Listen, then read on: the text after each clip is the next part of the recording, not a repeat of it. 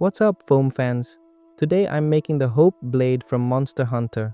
All out of EVA foam, big sword, big dreams. Let's do this. Started off with a full-scale template, printed, taped, the whole deal. It takes 3 days to make the pattern, and you can find the purchase link below. After cut all of the pattern, you can start working on EVA Foam.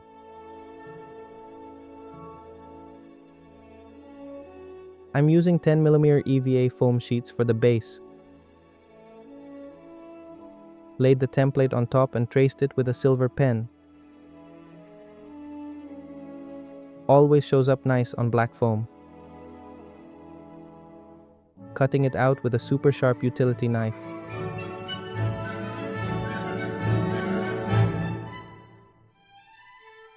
Remember, shallow passes are your best friend.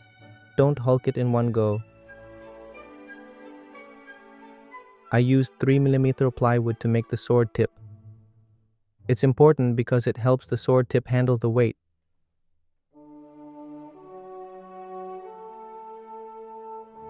Then I just glued it with super glue. Some parts were cut with my laser cutter to speed up the process. Using contact cement for gluing. Brush a little on both sides. Wait for it to get tacky. Then press. It's like foam Velcro, but permanent and slightly toxic.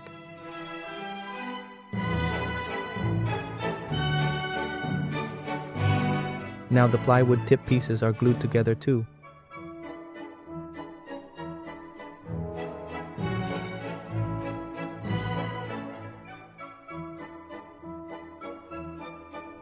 PVC is the best friend for the core. It just needs a little heat to bend it.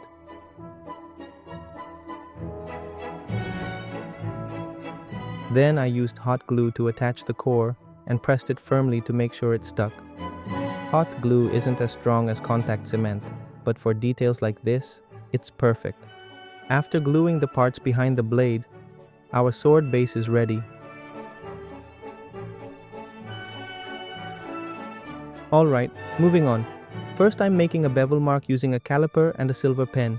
Nice and precise.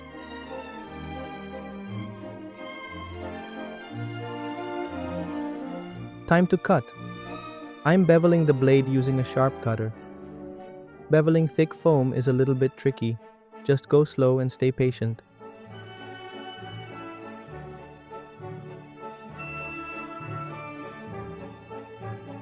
And hey, if the cut isn't super clean, no stress. We're gonna sand it later anyway. Now I grab the hand grinder and start sanding down the beveled edges. This smooths out all those rough cuts.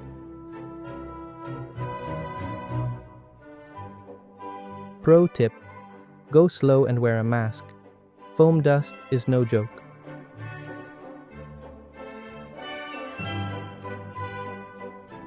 Then I sand the top of the blade using a belt sander. Faster, flatter, and way more satisfying. After that, I glued some of the top blade details using good old contact cement.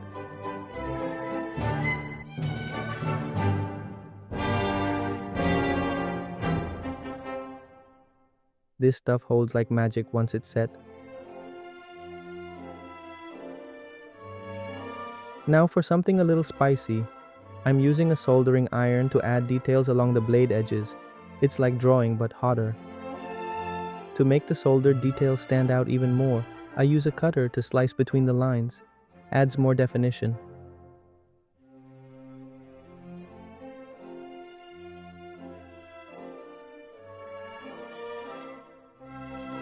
Next up, I glued the blade edge details down with a little super glue.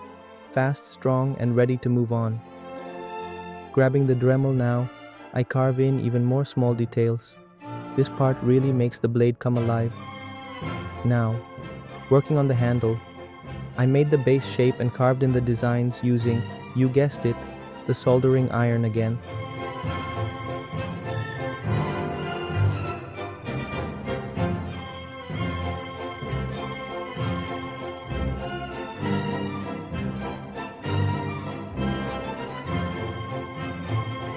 Test fitting the accents before gluing. Always test fit, unless you enjoy peeling and crying. Once it's good, more contact cement, and we're locked in.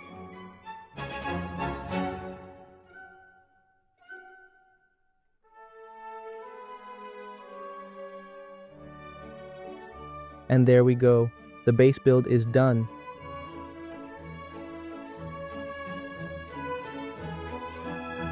We're ready for the next big step, painting. Before we dive into painting though, I'm adding some texture. I'm using rubber paint mixed with a little tissue. Gives it a nice rugged surface.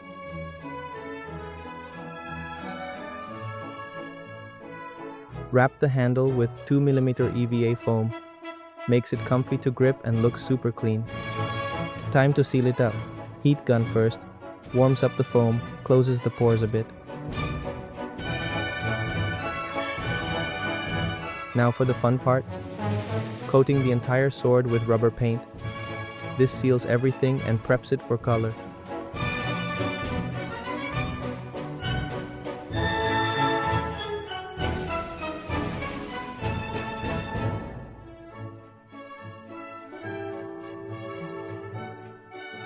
Next, I laid down a base coat of black paint. Black just makes everything pop later. We're going for battle-worn, not mirror finish. After that, I masked off a few areas with masking tape. Gotta protect those parts from overspray. Time to paint the leather sections. I hit those with a nice brown paint.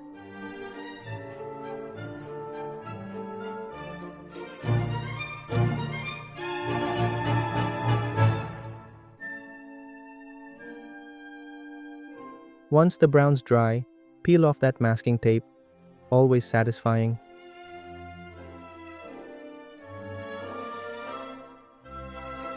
I touched up any paint bleeds with a little black brushwork, quick and easy. Now, time to pop the texture. I dabbed on silver paint using a tissue. It brings out all that awesome surface detail.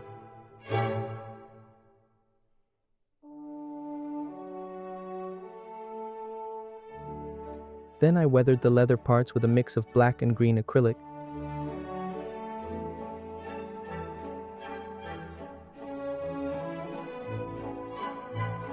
Gives it that worn, battle-tested vibe.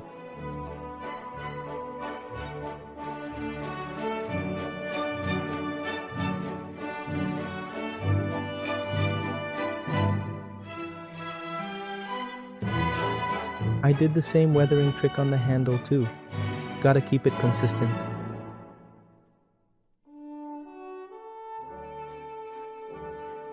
To really make the details pop, I brushed along the lines on the handle with a fine brush. Instant depth.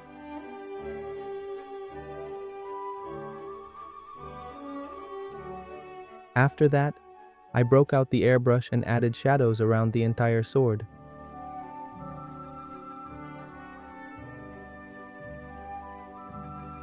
Airbrushing just makes everything look next level.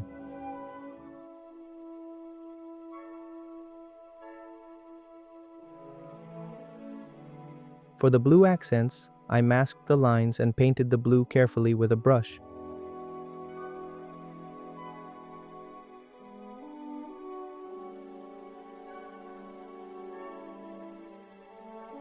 Next, for that fake stitched look, I glued down thread using a little super glue.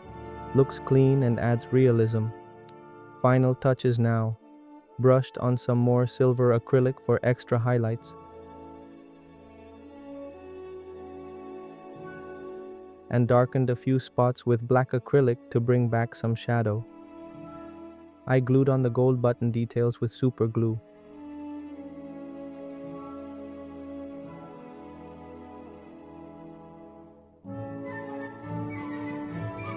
Also glued on some extra small details with hot glue, fast and strong.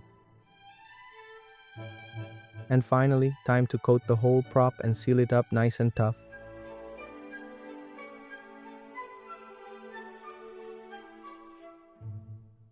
And done. Showcase. One fully finished Hope blade, looking awesome and ready for action.